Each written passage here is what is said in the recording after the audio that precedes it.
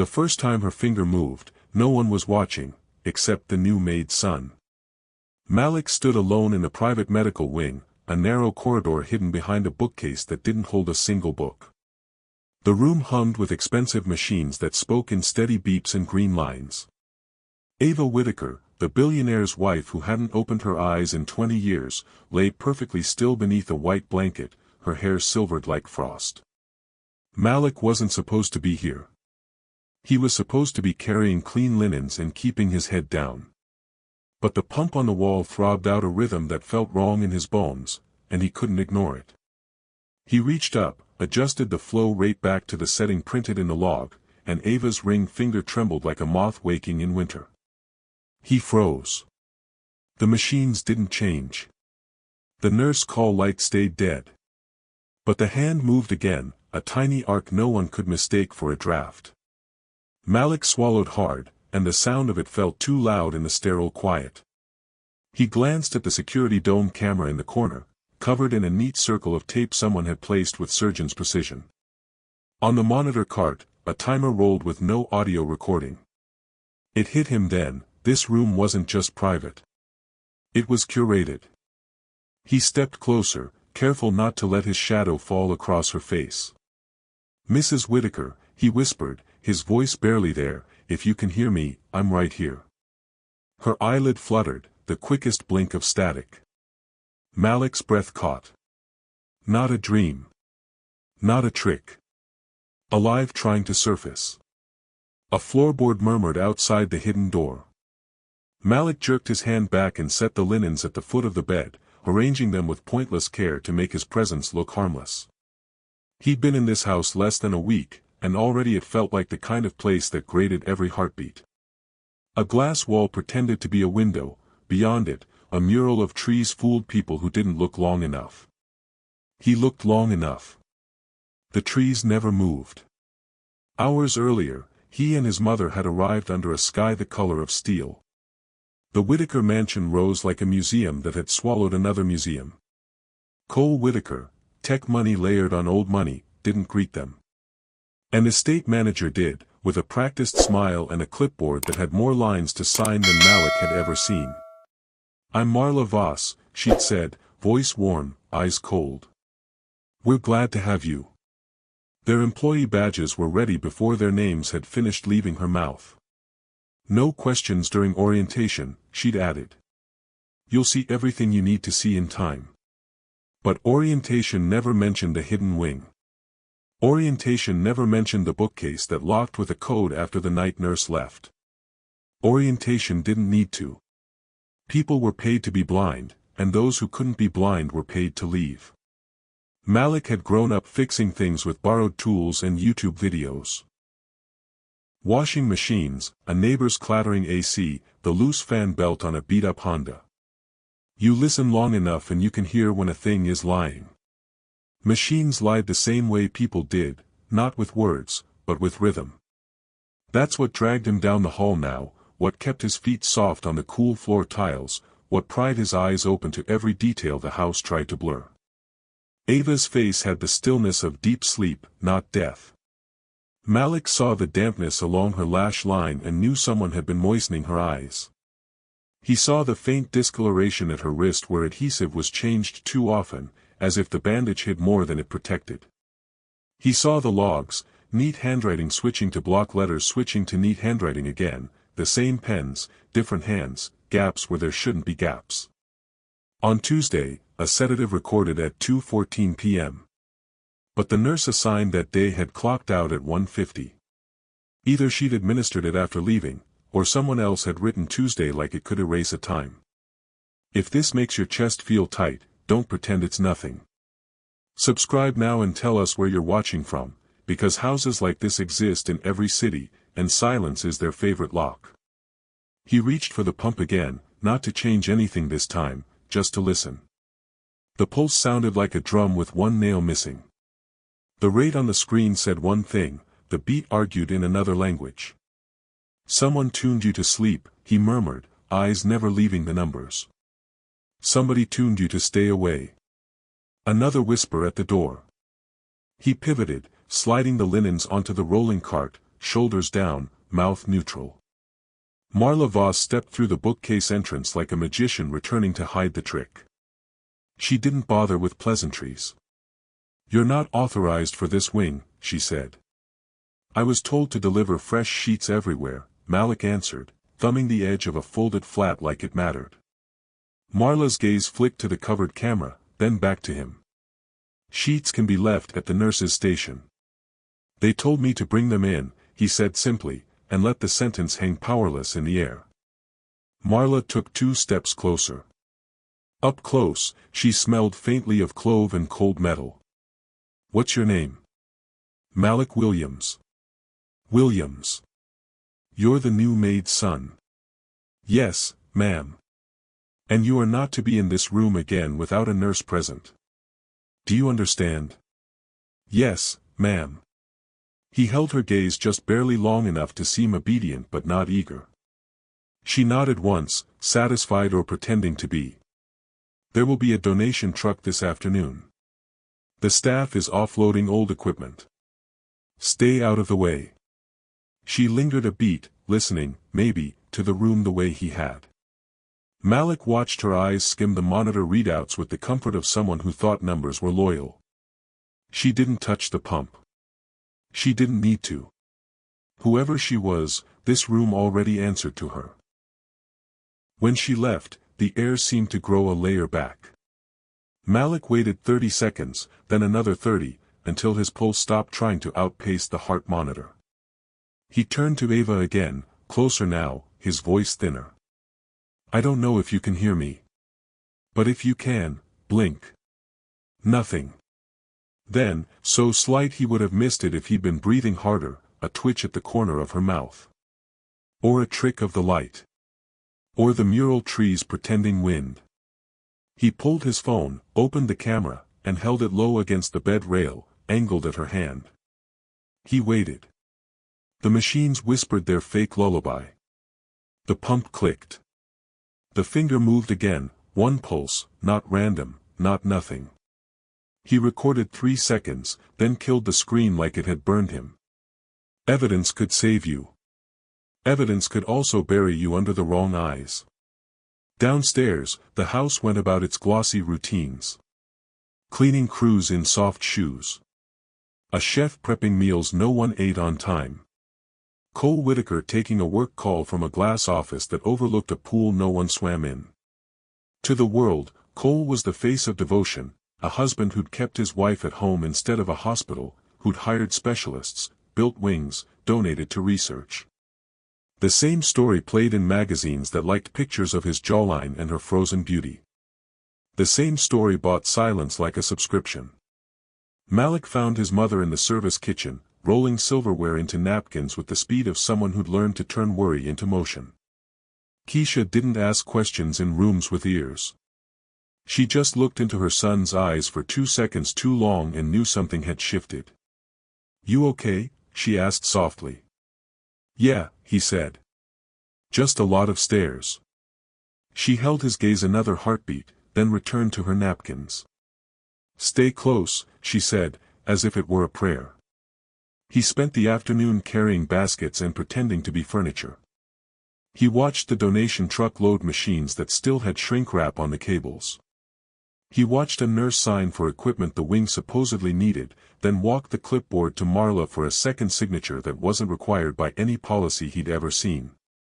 He watched Cole stand in the doorway of the bookcase hall without entering, the way a man stands at the edge of a cliff and mistakes courage for looking down. At dusk, the house changed color. The glass office let go of its last light. The pool stopped pretending it was ocean. Staff drifted home. Marla's heels clicked away down the gallery. The night nurse arrived with a face that didn't remember smiling. Malik took his linens and disappeared the way he'd learned to, like steam, like a rumor, like a thought you're not ready to admit you had. He waited until the nurse stepped into the supply closet and kicked the doorstop by accident, swearing under her breath. He moved. The code on the bookcase hadn't changed. He slipped through and shut himself into the hum. The pump metronome still lied. He stood at Ava's side and set his fingers on the rail to keep his own hands from shaking. "Okay," he whispered, "if I'm wrong, nothing will happen. If I'm right, someone's been keeping you under." He adjusted the rate a hair, not enough to alarm a machine that was trained to trust itself. He let the flush line run where the manual said it should have always been. He watched the green numbers pretend they were in charge. He waited. A sound like a breath remembered itself in the back of her throat. It wasn't a gasp. It wasn't dramatic. It was small and human and undeniable. Her eyelids quivered harder, 2, 3 times. The hand moved again, this time with purpose, a finger scraping the sheet like a swimmer testing cold water. Malik gripped the rail to keep from reaching for her, from calling for help, from screaming that a miracle is still a thing even in houses that don't believe in anything they can't invoice. If your heart just flipped, don't sit quiet and scroll past. Subscribe and tell us where you're watching from, because when the wrong people own the story, the right people never get to wake. A wheel rolled in the hall. The nurse. A shadow slid across the hidden seam of the door. Malik hit the pump's display back to the earlier setting, smoothed the sheet, pocketed his phone, and stepped away from the bed like he'd been caught thinking too loudly. The bookcase cracked open. The nurse entered with a tray and a face built for indifference. She glanced at the monitors and jotted a number on her clipboard that didn't match what Malik had just seen. He felt the note like a slap. Numbers bend for people who push hard enough. He backed toward the door, chest tight, mind louder than the machines. He had proof on his phone for 3 seconds. Not enough to change the world. Enough to ruin his mother's job and get them escorted off the property under a camera that didn't blink. But he had more than yesterday. And he knew what he'd heard. On his way out, he caught his reflection in the glass that wasn't a window. He looked older than last week. He looked like someone about to start a fight with a house. In the gallery, he almost collided with Cole Whitaker. The billionaire looked through him like the staff was smoke, but his hand paused on the hidden door frame as if some part of him remembered how to feel. "Do you work nights?" Cole asked, voice low, almost a whisper to himself. "Yes, sir," Malik said. He waited. Cole didn't open the door. He moved on, phone raised to his ear, face set to the angle men wear when they talk about numbers large enough to make people disappear. Malik watched him go and made a promise he didn't say out loud. If Ava Whitaker could move a finger through a wall of money, he could move a story through a wall of silence. Somewhere deep in the house, a lock slid into place. Somewhere in Malik's chest, another one did the opposite. If you've ever felt a truth waking up where it isn't welcome, don't step back. Subscribe now and drop your city, because tomorrow he pushes harder, and this house won't stay quiet. The night stretched long inside the Whitaker mansion, but Malik couldn't sleep. Every time he closed his eyes, he saw her finger twitch again, her mouth quiver against the weight of 20 years of silence. His phone, tucked under his thin pillow, held only 3 seconds of proof. 3 seconds that could shatter the house if the wrong person ever saw them. He lay in the narrow servants' quarters, the walls painted beige but carrying no warmth. His mother breathed softly in the bed across the room, exhaustion written in her posture even in sleep. Keisha had spent the evening scrubbing Crystal until her knuckles reddened, bowing her head every time Marla walked by. Malik envied her ability to shut the world out. He couldn't. Not after what he'd seen. The silence of the quarters was different from the silence of Ava's room. This was the silence of tired bodies. That was the silence of conspiracy. Malik slipped out of bed before dawn, moving like smoke. He padded down the hallway in socks, avoiding the boards that groaned. The mansion's belly was empty at that hour. No staff chatter, no doors swinging. Only the whisper of vents and the tick of a grandfather clock that never seemed to strike. He found himself back near the bookcase door, though he hadn't meant to come. He pressed his palm against the wood, half expecting it to pulse with secrets. Behind it, Ava Whitaker slept, or pretended to, or was forced to. Malik's stomach clenched. He wasn't just curious anymore. He was bound to her. The whisper of a voice broke his thought. "You're early." Malik spun. A nurse stood in the hall, a woman he hadn't seen before. Her uniform was clean but her badge turned backward. She balanced a clipboard against her hip and tilted her head at him. "First week and already wandering?" she asked. "Deliveries," he lied. "I got the times mixed up." Her smile didn't reach her eyes. "Times matter here." She tapped her clipboard with 2 fingers. "People who forget them usually don't stay long." Malik dipped his head, feigning shame, and walked away before she could press further. His pulse hammered. Her words weren't casual, they were a warning. Someone had seen him where he shouldn't be, and now the house was watching. By breakfast, Cole Whitaker appeared. The billionaire moved through his own mansion like a man haunting it. His suit was perfect, his hair cut sharp, but his shoulders hunched as though a weight sat on them invisible to anyone else. He walked past staff without acknowledgement, but Malik noticed the small tremor in his hand when he lifted his coffee. The kind of tremor that came from nights spent at the edge of a bed that never stirred. Cole paused in the gallery, staring at a portrait of Ava painted when she was 30, captured in oil and sunlight. Malik watched from the corner of the room as Cole's lips moved faintly, like prayer, or apology. "Sir." Marla's voice cut through the gallery. She approached with a folder tucked under her arm, her heels clicking with authority. "The board meets this afternoon. They expect an update on your domestic situation." Cole's jaw tightened. "My wife is alive." "They'll want proof of progress," Marla said smoothly. "They are not sentimental men." She breathes. "That's enough." Marla tilted her head. "For now." Her eyes flicked toward Malik, who froze where he stood. She smiled like a blade hidden in silk. "Mr. Whitaker, you'll be late." Cole walked on, but Marla lingered. Malik turned away before she could speak to him, his chest tightening. She knew. Maybe not everything, but enough to mark him. That afternoon, Malik hid in plain sight. He carried laundry baskets, wiped baseboards, fetched water pitchers, mundane tasks that made him invisible. But his ears stayed sharp. He overheard staff whispering in the kitchen. "They say Mrs. Whitaker twitched last night." "Impossible. She hasn't moved in 20 years. Machines don't lie. People do." Malik kept his face blank, but the whispers spread like wildfire through his blood. Someone else had noticed. The lie of her coma was cracking, and cracks let light through. Later, while scrubbing the marble stairs, Malik overheard Marla speaking low into her phone in the hallway. He bent his head lower, dragging the rag in circles, ears straining. "Not a coincidence," she murmured. "Adjust the dosage. Tonight. No exceptions." Malik's breath hitched. Dosage. He clutched the rag tighter. She wasn't caring for Ava, she was controlling her. If this makes you uneasy, don't shrug it off.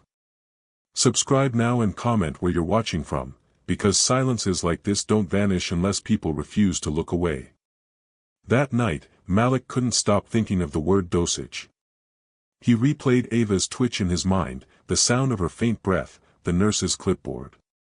None of it added up to mercy. It added up to imprisonment. He crept into the service office, where a stack of medical logs lay waiting for Marla's signature. He flipped through them quickly, heart racing. Tuesday, sedative. Wednesday, sedative. Thursday, sedative. Each entry perfectly neat, but the handwriting shifted, slanted one day, rigid the next. Forged consistency. He took out his phone, snapping photos of the pages, careful to keep the sound off. Proof. Not enough yet, but something. Behind him, the door creaked. Malik shoved the papers back into place and spun. His mother stood there, her face pale under the harsh light. "Malik," Keisha whispered, voice trembling. "What are you doing?" "Mom," he said, lowering the phone, "they're keeping her asleep." Her eyes widened. "Don't say that. Not here."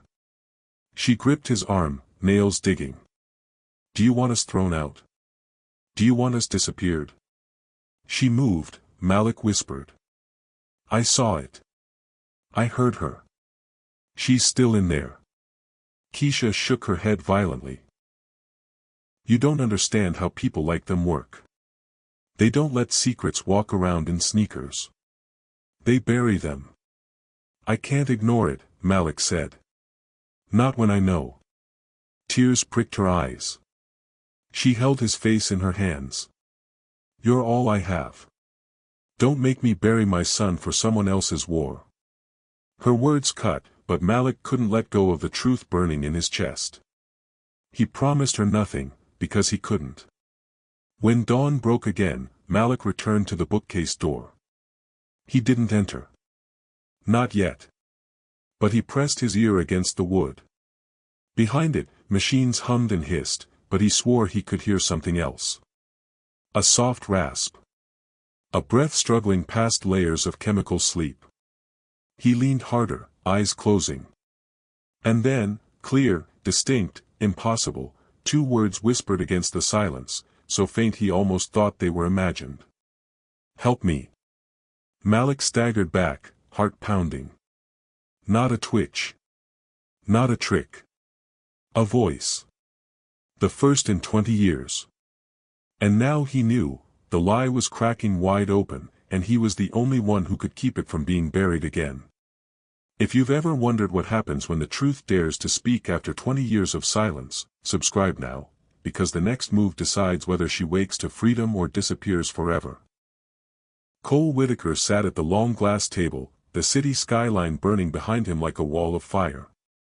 The boardroom was full, 12 men and 2 women, each with faces carved in stone, eyes that weighed profits heavier than promises. They didn't look at him the way they used to. Once he'd been the lion in this room. Now they studied him as if he were a cracked statue, one step away from toppling. The chairman, a man whose suit cost less than his smile, cleared his throat. "Cole, 20 years is a long time to prop up an empire with sympathy. Investors are nervous. They want stability. They want assurance." "My wife is alive," Cole said flatly. "That's all the assurance they need." "She breathes," the chairman corrected. "But alive and present are different things. Shareholders are beginning to ask what kind of leader disappears into a mausoleum at night and lets others run the show by day." Cole's jaw tightened. He stared at the glass table until his reflection blurred. He didn't want to see his own face. Not with the tremor in his hand, not with the weight in his eyes. For 20 years, he had clung to the image of devotion, the billionaire who refused to abandon his wife. But devotion had rotted into something else. Shackles, perhaps. Or worse, an excuse. When the meeting ended, Cole didn't take the elevator. He walked down 40 flights of stairs, each step a punishment. Outside, the city roared with life, horns, voices, the pulse of 1,000 stories moving without him. He climbed into the back of a waiting car and closed his eyes. For 20 years, Ava's silence had been both his shield and his sentence. He hadn't remarried. He hadn't sold the house. He had kept her under the same roof, surrounded by machines he barely understood. It was supposed to prove his loyalty. Instead, it had made him the loneliest man alive.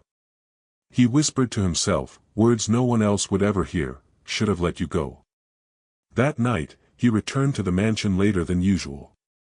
Staff scattered like shadows at his approach. He moved through the marble halls with the gait of a man who owned everything and nothing at once. At the bookcase door, his hand hovered but didn't press the code. He couldn't bring himself to enter. Not yet. Instead, he poured a drink in the library. Whiskey, neat. His father's decanter, his father's glass. He drank until the silence filled the room. That's when he heard footsteps, soft, careful. He turned. Malik stood frozen in the doorway, clutching a silver tray. Cole studied him for a long, silent moment. "What's your name?" he asked at last. "Malik, sir." "You're the maid's boy?" "Yes, sir." Cole sipped. "You've been near the wing." Malik's throat went dry. "I was delivering linens." Cole set the glass down, eyes narrowing. "Don't lie to me. I see everything in this house, even when I don't want to." Malik's pulse hammered, but he kept his voice steady. "I didn't mean any harm, sir." Cole leaned back, studying him. "No one means harm. Harm just happens. And once it does, it doesn't let go." He waved a dismissive hand. "Go." Malik bowed slightly and slipped out, his chest tight. But the look in Cole's eyes haunted him, not anger, not suspicion, fear. Later, Cole finally keyed in the code and entered the hidden wing. The machines hummed their lullaby, the air thick with antiseptic. Ava lay motionless, her silver hair fanned across the pillow. He pulled a chair beside her bed and sat heavily, his body bending under years of weight. "You should hate me," he whispered. "Maybe you do. Maybe that's why you won't wake." His fingers brushed her hand, cold but not lifeless. "I kept you here because I couldn't let go. But I know, deep down, I also kept you here because silence was easier than answers." For the first time in years, he felt wetness at the corners of his eyes. He pressed her hand to his lips, whispering broken apologies. And then, faintly, a twitch. Her eyelid shivered. Cole froze. His breath caught in his chest. "Ava." Nothing followed. The machines continued their steady hum. He told himself he had imagined it. But the whisper of hope poisoned him all the same. If you've ever held on to something long after it should have been released, don't look away. Subscribe now, because what Cole just saw will either save him or destroy him. In the servants' quarters, Malik couldn't sleep again. His phone glowed faintly under the blanket, replaying those 3 seconds, Ava's finger moving, the sheet shifting. Proof. Not enough for the world, but enough to know he wasn't insane. He thought of telling his mother, but her warnings rang louder than the machines. They don't let secrets walk around in sneakers. They bury them. The next morning, Marla intercepted him. She stood in the corridor like a sentinel, her coat pristine, her smile venomous. "Cole asked about you," she said. Malik forced his face neutral. "Yes, ma'am. You're clever. Too clever. But cleverness in this house isn't rewarded. It's managed." She leaned closer, her perfume sharp, her whisper sharper. "Stay away from that wing. Or you'll regret it." She walked on, heels echoing like gunshots on marble. Malik's fists clenched. The warning wasn't just for him. It was for his mother, too. That evening, Cole sat again in the wing. He couldn't stop himself. He watched Ava breathe. He watched the numbers glow. He told himself he'd imagined the twitch. But the thought kept gnawing, what if she was trying to reach him? "Show me again," he whispered. "Anything. Please." A sound rose from her throat, a rasp, faint but real. Cole's heart lurched. He leaned forward, gripping her hand with trembling fingers. "Ava? Can you hear me?" Her lips parted. A breath slipped through. His name, perhaps, or only air. But it was enough. Cole staggered back, eyes wide, whiskey fog burning away in an instant. He pressed the call button, then stopped. No. If Marla came, if the staff knew, the moment would vanish under paperwork and drugs. He couldn't let that happen. Instead, he whispered fiercely, "I'll keep you safe. No one else needs to know." Not yet. But the room already knew. The machines, the walls, the shadows, they all knew. And so did Malik, who listened from just outside the door, his ear pressed to the seam, his heart slamming with the knowledge that Ava Whittaker wasn't gone. She was fighting. If your pulse just quickened, don't scroll past. Subscribe now, because the moment she wakes, every lie in this house will collapse. Malik didn't sleep the next night either. His mother had tried to ground him with chores, piling his hours with silver polishing, floor scrubbing, endless runs up and down the stairs. But the more tasks he finished, the more his mind spun back to the machines and the whisper that slipped through Ava's lips. "Help me." The words threaded through his skull like wires that couldn't be cut. He waited until the house dimmed. Until the chefs closed their kitchens, until the gardeners trudged home, until the night nurse began her slow, distracted rounds. The mansion, vast as a cathedral, seemed to shrink in those hours. Corridors hushed, chandeliers dark, the air thick with secrets it wanted to keep. This time he didn't head to the hidden wing. He knew he couldn't risk being caught there twice in 1 week. Instead, he slipped into the staff office where records were kept in locked cabinets.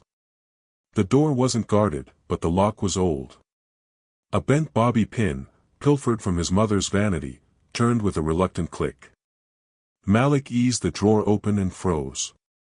Inside lay the medical logs, neat stacks of binders labeled with years that spanned back before he was born. He pulled the one marked 2006 to 2012 and opened to a random page. Every day recorded the same way, vitals stable, sedatives administered, patient unresponsive. Over and over, year after year, identical phrases written in different pens. He flipped to another year, and another. The words changed slightly. Unresponsive became non-reactive, stable became within range. But the pattern was too clean, too mechanical. Malik knew people.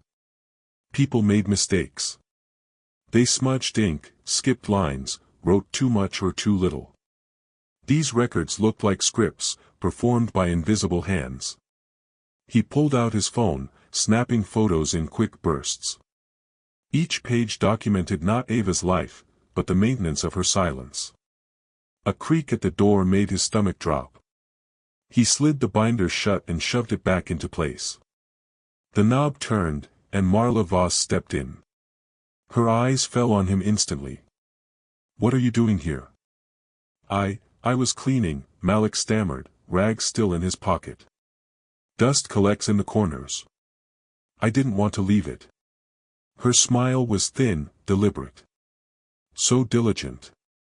You'll fit in here, if you learn when to stop caring." She closed the door behind her, trapping him in the room with her perfume sharp as cut flowers. She walked to the cabinet, fingers brushing the spines of the binders like she was petting snakes. "These are sensitive. Not for staff." "I understand." Malik kept his head lowered, though every nerve screamed at him to run. Marla leaned closer, her voice a whisper. "Curiosity is dangerous. Curiosity gets people replaced. And in this house, replacements don't leave with stories. They don't leave at all." Her words slid into him like ice. She let the silence linger before turning the knob and stepping aside. "Back to work," she said softly. Malik left without a word, but inside, something hardened. She hadn't caught him with evidence in his hands. She hadn't needed to. Her warning was enough. If you've ever felt the walls closing in when the truth is too close to see daylight, subscribe now, because Malik just learned that secrets in this house don't survive discovery. The next morning, Malik's exhaustion clung to him like wet clothes. He pushed through chores, but every glance at Marla across the hallway sent a jolt of dread through his chest. He wondered if she'd already spoken to his mother, if his job, or their safety, was already slipping away. By noon, the mansion filled with the echo of an argument. Malik was polishing brass near the main stairwell when he heard raised voices. Cole Whittaker, rarely loud, sounded frayed at the edges. "I said no more treatments until I authorized them," Cole barked. "And I said the schedule is the schedule," Marla shot back, her words crisp as glass. "Stability requires routine. You're not her doctor. I'm the one keeping order while you chase board meetings and pity votes. A silence. Then Cole's voice again, lower, ragged. She moved. I saw her. Malik's heart lurched. He pressed against the wall, holding his breath. Marla's tone softened, but her words were knives.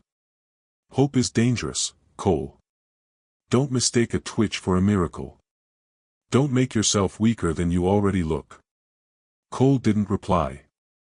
His footsteps stormed away, heavy and uneven. Marla remained a moment longer, her breathing steady, before she left in the opposite direction.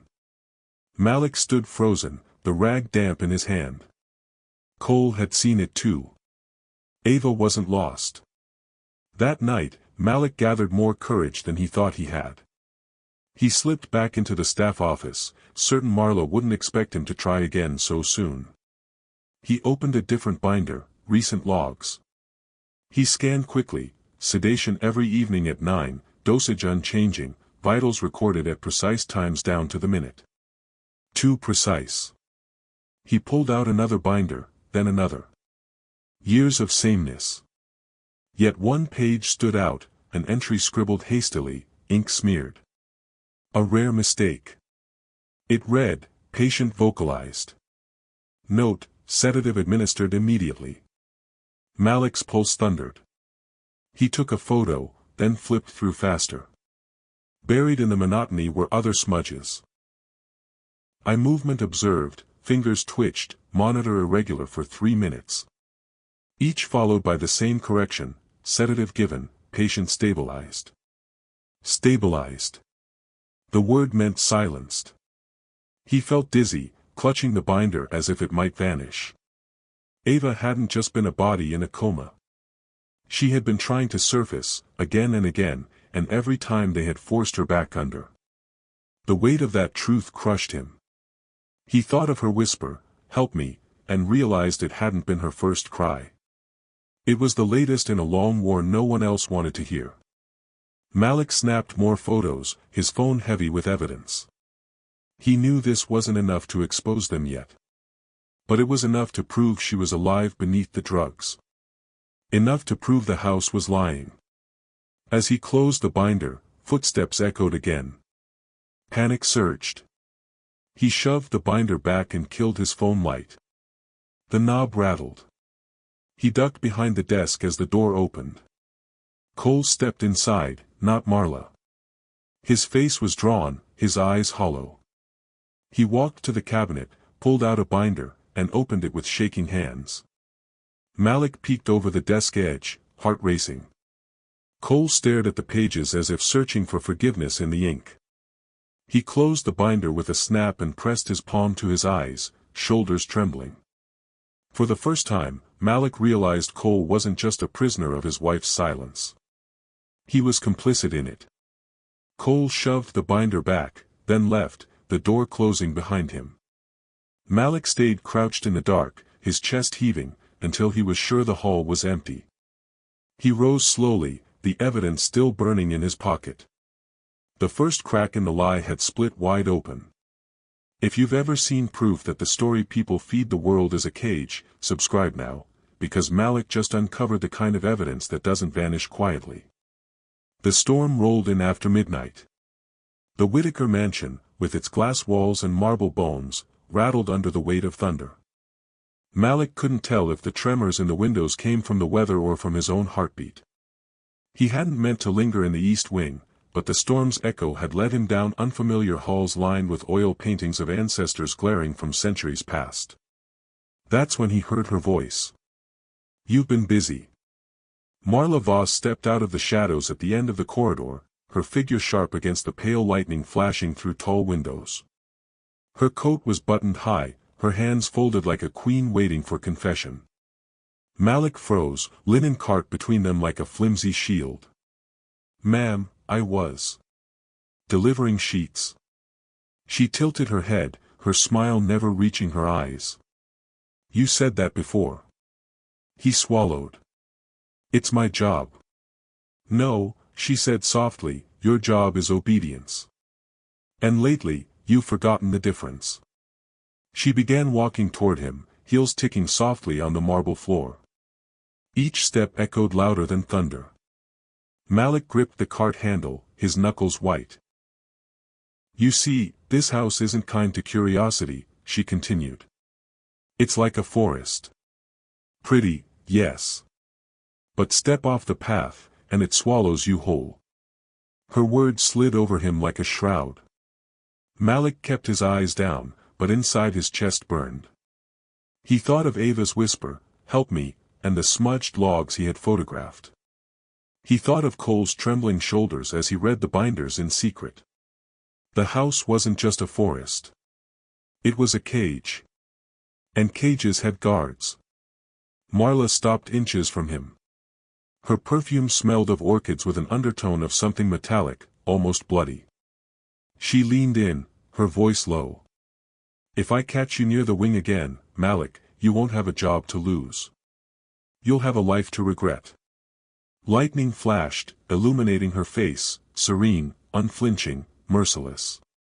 Malik nodded, forcing the motion though every nerve screamed rebellion.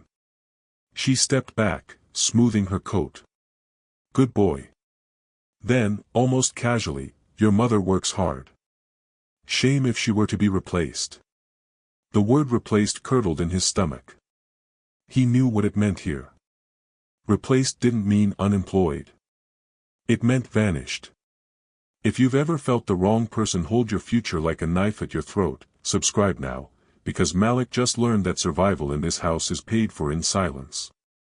The next morning, the storm had passed, but its echo lingered in the air. Staff moved quietly, as if sensing the house itself was listening harder. Malik busied himself with polishing brass fixtures, his reflection fractured in the metal. He felt Marla's threat pressing into his spine, each word carved like stone. Keisha, his mother, noticed. What did she say to you? She whispered when no one else was near. Malik shook his head. Nothing. Don't lie to me. Her eyes were sharp, the eyes of a woman who had survived too many houses like this one. She warned me, Malik admitted softly. Keisha closed her eyes for a beat. I told you. Curiosity gets you buried. But Malik wasn't the same boy who'd entered the mansion a week ago. He had seen too much, heard too much. She's alive, Mom, he whispered. She's fighting. I can't walk away now. Her hands trembled around the cloth she was folding. Then promise me you'll be smarter than the rest of us. Promise me you'll live long enough to do something with what you know. Malik couldn't promise. All he could do was press his lips together and nod.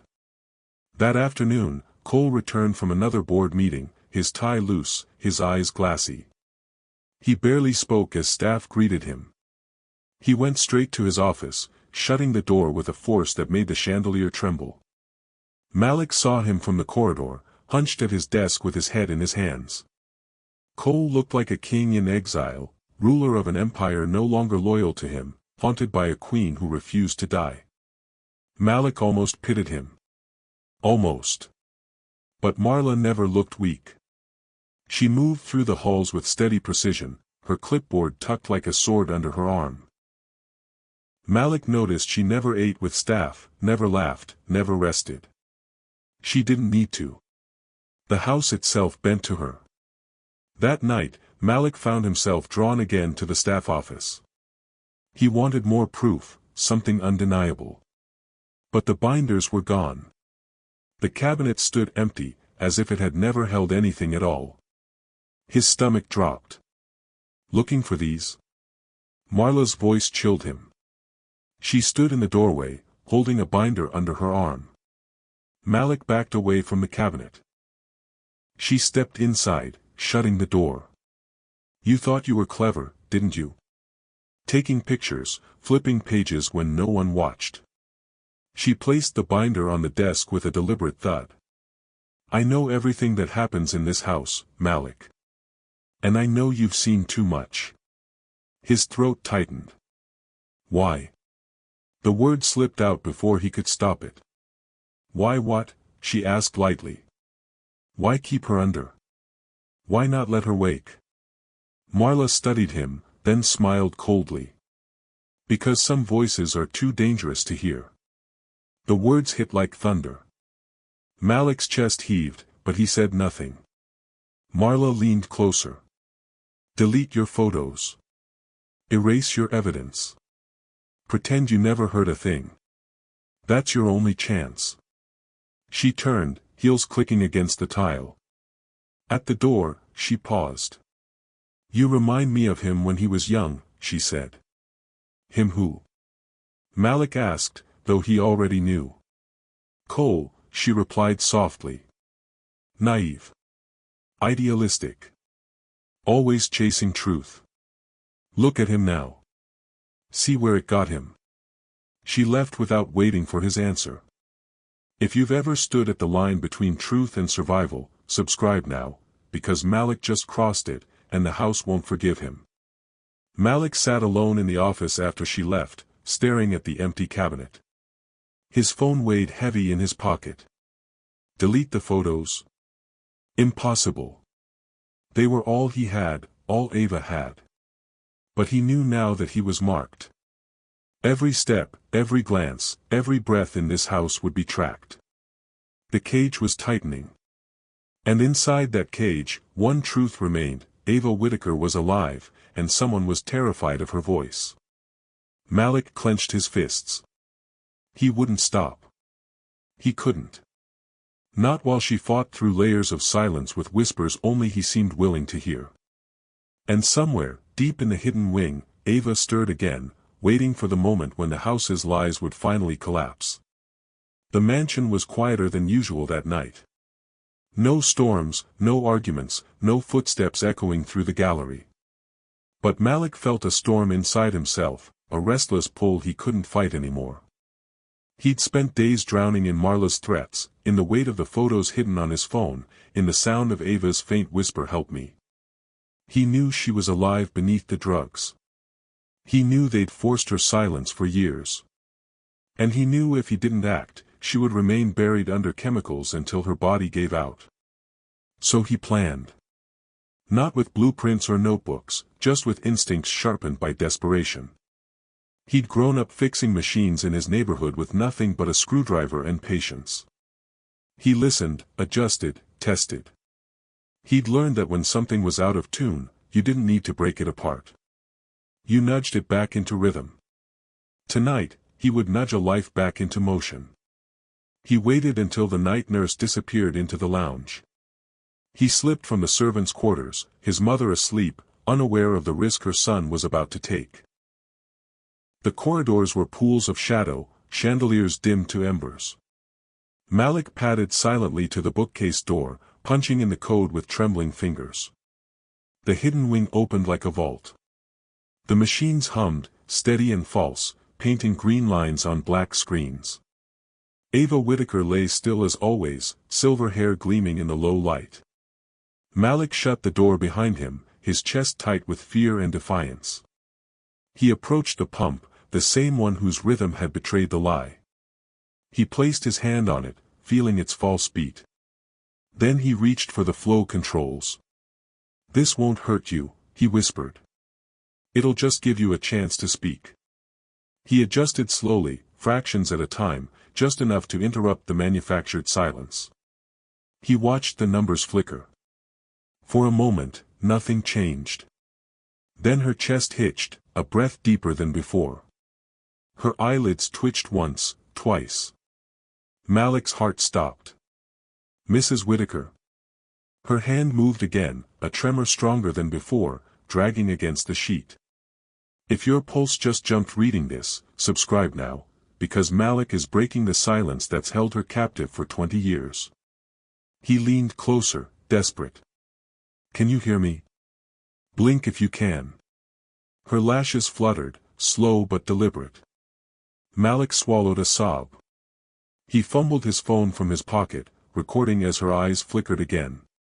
3 seconds stretched into 10. 10 into 20. Her lips parted, the faintest rasp slipping free. Cold. The word was broken, fragile, but real. Malik's hands shook as he recorded, whispering fiercely, "You're not alone. I promise you're not alone." Suddenly, the pump beeped a warning, shrill and insistent. Malik panicked, twisting the dial back, forcing the machine into its old rhythm.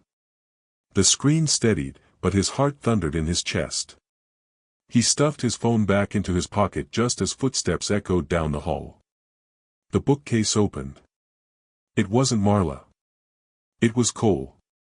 The billionaire froze at the sight of Malik standing by his wife's bedside. His face drained of color. "What are you doing here?" Malik's mouth went dry. He thought of lies, linens, cleaning, but none would work this time. Cole's eyes darted from him to the machines, then to Ava.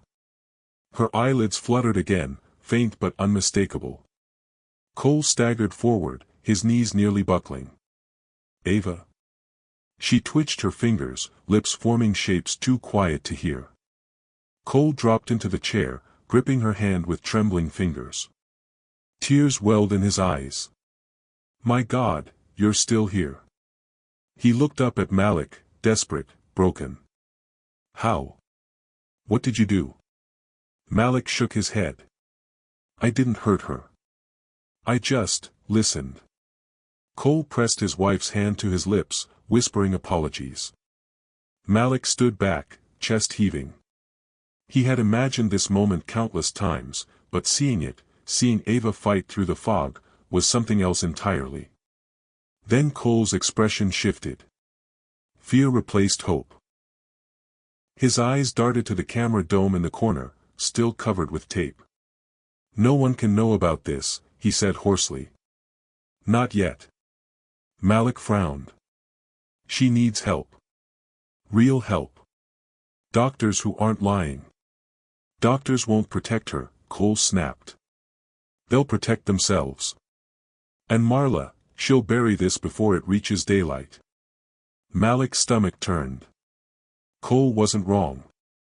But hiding her again felt like another crime. Ava's lips moved faintly. Malik leaned in, straining to catch the sound. One word. Clear. Truth. Cole's breath broke. Malik closed his eyes. The truth had already escaped her lips. If you've ever seen a secret too heavy to bury rise to the surface, subscribe now, because Ava Whitaker just spoke her first word in 20 years. Cole grabbed Malik's shoulder. "You can't tell anyone. Promise me." Malik shook his head. "She deserves more than promises." Cole's grip tightened. "You don't understand what's at stake. The board, the estate, Marla, they'll tear this house apart to keep her silent. If they know you were here, you'll be destroyed too." "I'd rather be destroyed than pretend she's not alive," Malik shot back. The two stared at each other, divided by decades of lies and minutes of truth. Then Ava coughed, violent, wet, tearing at the air. Both men rushed to her side. Her eyes opened, unfocused but unmistakably alive. She drew a ragged breath that rattled the machines. Cole wept openly, clutching her hand. Malik recorded again, his phone shaking. This was proof no one could erase. The door creaked. Footsteps. Voices. Cole's head snapped up. "Hide," he hissed. Malik ducked behind a cabinet as the bookcase swung open. Marla entered, clipboard in hand, her eyes sweeping the room. She froze when she saw Ava's eyelids half open, her chest heaving in irregular rhythm. Marla's face didn't change. Not surprise, not fear. Just cold calculation. She turned to Cole. "She's unstable. We need to increase the dose immediately." "No," Cole snapped, voice breaking. "She moved. She spoke." Marla's eyes narrowed. "And if anyone else hears about it, your empire collapses." Her gaze flicked toward the corner where Malik crouched. For a second, he thought she saw him. Then her eyes shifted back to Cole. "Decide, Mr. Whitaker," she said softly. "Hope, or survival." She left without another word, the door clicking shut. Malik rose slowly from hiding. Cole sat trembling at his wife's side, torn between love and fear. Ava's lips moved again, one broken word falling into the air like a spark. Help. The sound echoed louder than thunder. Dawn spilled across the Whitaker estate like a secret it couldn't hold back. The mansion's glass walls reflected pale gold, but inside, the air was thick with unease. Malik had barely slept, his body tense with the memory of Ava's lips forming a single word, help. That sound rang louder in his mind than Marla's threats, louder than Cole's desperate plea to keep quiet. When he slipped into the service kitchen, his mother was already there. Keisha stood at the sink, scrubbing silver with a fury that betrayed her nerves. She didn't look at him when she spoke. "You were gone last night," she said flatly. Malik froze. "I was working." Her hand slammed the silverware into the basin. "Don't lie to me." He lowered his voice. She spoke, "Mom. Mrs. Whitaker." She opened her eyes. Keisha turned then, her face pale, her eyes wide with fear. "You didn't." "I did. And so did she." His voice shook, not with doubt but conviction. "They've been keeping her under all these years. I proved it." Her hands trembled as she gripped the edge of the sink. "Do you want to die in this house? Because that's what happens to people who prove things here." Malik leaned closer, his voice fierce. "What happens to people who stay quiet? They get buried while still breathing." Keisha shook her head, tears stinging her eyes. She wanted to argue, to protect him, but the truth had already broken through. She could see it in his face, he wouldn't stop. Upstairs, Cole Whitaker sat in his study, the curtains drawn. His whiskey glass remained untouched on the desk. He stared at nothing, his fingers trembling against the wood grain. He had seen it himself, Ava's hand twitch, her lips forming sound. For 20 years, he had lived on the edge of faith and guilt. Now, in one night, faith had turned into fear. A knock at the door. Marla entered without waiting for his answer. "You look unwell," she said coolly. "I saw her," Cole whispered, his voice breaking. "She spoke, Marla. She asked for help." Marla closed the door, her expression unchanging. "Delusion, brought on by exhaustion. You want to believe, so your mind invents signs." Cole slammed his fist against the desk, startling even himself. "Don't lie to me. I know what I saw." Marla's eyes flickered, sharp as a blade. "Then listen carefully, because this will be the last time I explain it. If Ava wakes, everything collapses. The board, the estate, your fortune, it all unravels. And you along with it." Cole's chest heaved. "She's my wife. She's your ruin," Marla snapped. Then, softer, "and if you let this go further, she'll be Malik's ruin too. That boy has been sniffing around where he shouldn't. You can stop this now. Or you can let him drag all of you down." Cole closed his eyes, his knuckles white against the desk. He didn't answer. In the afternoon, staff gathered whispers like crumbs. They had heard the machine's alarm during the night, heard Marla's sharp heels cutting through the halls, seen Cole's haunted eyes at breakfast. Rumors spread. "She moved again. No, impossible. They'll shut the wing down if word gets out." Malik kept his head low, but every whisper felt like fuel. Hope wasn't his alone anymore. It had infected the air. That evening, the mansion turned colder. Malik found himself summoned, not by Cole, not by his mother, but by Marla. She stood at the end of the corridor, waiting, her silhouette sharp against the glow of a single lamp. "Walk with me," she ordered. Malik hesitated, then followed. She led him through the gallery, past portraits of Whitaker ancestors staring down like silent judges, into a narrow corridor that reeked of dust and secrecy. "Do you know why I've tolerated you this long?" she asked without turning. No, Malik said evenly. Because boys like you come and go. You think you see things others miss, but in the end, curiosity burns out. Fear wins. She stopped, turning to face him. But you're stubborn. And stubbornness is dangerous. Her eyes glinted. Cole is weak. He wants to believe in miracles. I can't allow that. You will not step near that wing again. If you do, you won't walk out. Malik met her gaze, his heart pounding. For the first time, he didn't lower his eyes. Then you'll have to stop me. A dangerous silence stretched between them. Marla leaned in, her whisper laced with venom. Be careful, Malik. Heroes don't last long in houses like this.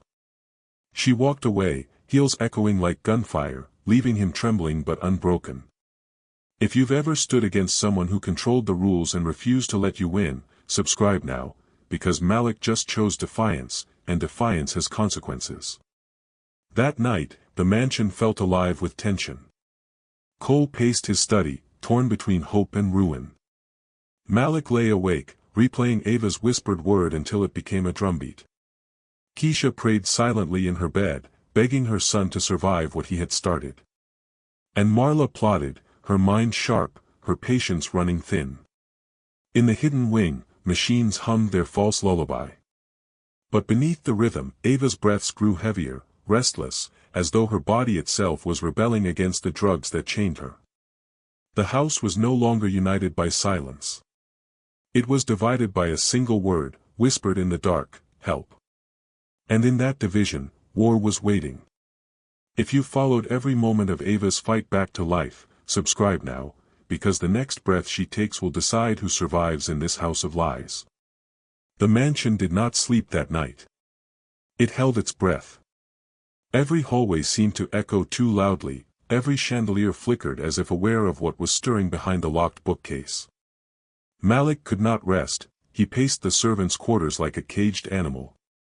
Keisha whispered prayers, her hands tight, her eyes filled with dread. Upstairs, Cole drank but did not swallow, staring at the clock until the hands blurred. And in the hidden wing, machines hummed, waiting to be defied. When Malik finally slipped into the corridor, he felt it before he saw it, the rhythm was different. Not in the machines, but in the air itself. The silence no longer smothered, it trembled. He opened the hidden door with shaking hands. Ava lay still, but not in the same way. Her chest rose deeper, her face less slack, her lashes twitching with rapid movements beneath. Malik's breath caught. She was fighting her way up. He stepped close, whispering, "You can do this." Her eyelids fluttered.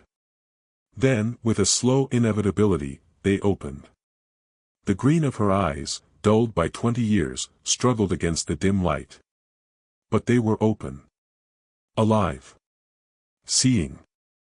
Malik froze, overwhelmed. For weeks, months, decades, she had been a ghost in her own body. And now she was looking back at him. Her lips parted. The word scratched its way out, raw and trembling, water. Malik stumbled for the glass on the table, guiding the straw to her mouth. She drank weakly, but drank. He almost cried from the sound. Then her eyes locked on his. "Who are you?" He swallowed hard. "My name is Malik. I work here." I listened. A tear slipped from the corner of her eye. "You saved me." If your skin just tightened at that moment, subscribe now, because 20 years of silence just broke, and nothing in this house will ever be the same. Cole's voice cracked from the doorway. "Ava?" Malik spun. Cole stood there, pale as marble, his hands trembling. He staggered forward, collapsing into the chair at her bedside. "My God, it's you." Ava's gaze shifted slowly, her lips shaping his name. "Cole." He sobbed openly, clutching her hand. "I thought I'd lost you forever." Her eyes, foggy but fierce, narrowed slightly. "Why am I still here?" The question cut like a blade. Cole stammered, unable to answer. Malik stood frozen, heart racing. He wanted to tell her the truth, that she had been silenced, controlled, buried alive in drugs and lies, but the words stuck. A sound at the door broke the moment. Marla stepped inside, her face composed, her clipboard in hand. Her eyes landed on Ava's open gaze, and for the first time, something flickered there, fear, quickly buried. "You need rest," Marla said smoothly, stepping toward the machines. "This is too much strain." Cole shot up, blocking her. "Don't touch her. She's unstable," Marla insisted, her tone steel wrapped in silk. "If you don't maintain protocol, she could relapse." Ava's weak voice rasped out, breaking both men's tension. "Protocol?"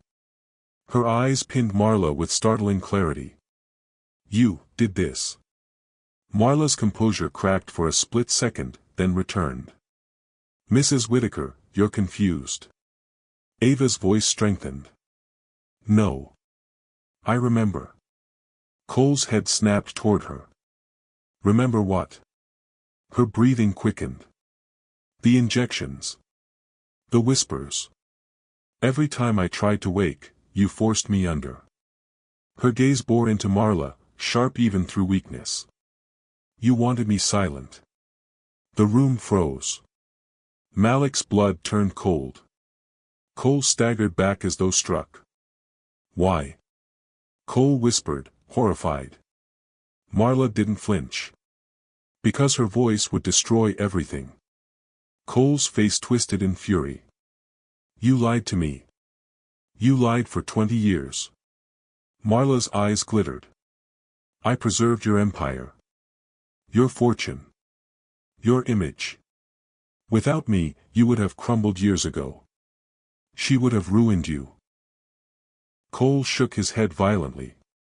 "No, she's my wife." "She's your liability," Marla snapped.